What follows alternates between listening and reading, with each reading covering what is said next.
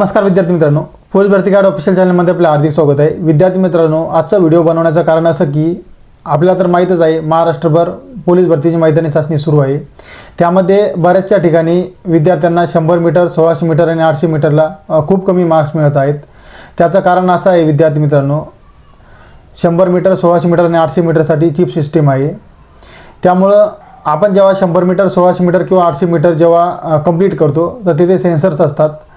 जेव्हा आपलं event complete होतो त्यावेळेस आपण त्या सेन्सर्सपासून दूर राहिलेलं आपल्यासाठी चांगलं असेल। याचं कारण असं आहे, जर आपण त्या सेन्सर्सजवळ जर थांबलो तर एकतर आपला टाईम बंद होत नाही किंवा तो टाईम परत सुरू होऊ शकतो। त्यामुळे बऱ्याचशा विद्यार्थ्यांना कमी मार्क्स मिळत आहेत।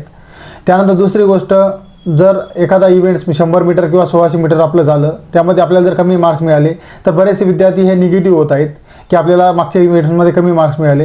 त्यामुळं बरेचसे विद्यार्थ्यांचा जो समोरचा इव्हेंट्स आहे त्यावरती कॉन्सन्ट्रेशन कमी होत आहे। त्यामुळं असं काही करू नका। यावर्षी खूप मुलांना मार्क्स हे कमीच मिळत आहेत, त्यामुळं आपलं जे कट ऑफ आहे ग्राउंडचा तो सुद्धा कमीच लागणार आहे। त्यामुळे विद्यार्थी मित्रांनो, आपले जेवढं जास्तीत जास्त आपल्याला देता येईल, जेवढे जास्तीत जास्त मार्क्स देता येईल ते जास्तीत जास्त मार्क्स घेण्याचा प्रयत्न करा।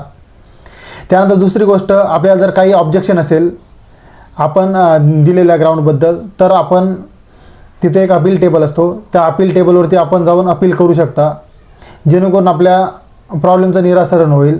जोपर्यंत आपण आपले इव्हेंट्स कंप्लीट झाल्यानंतर जोपर्यंत आपण फायनल सिग्नेचर करत नाही तोपर्यंत आपल्याला ग्राउंडमधून बाहेर आपल्याला कोणी काढू शकत नाही।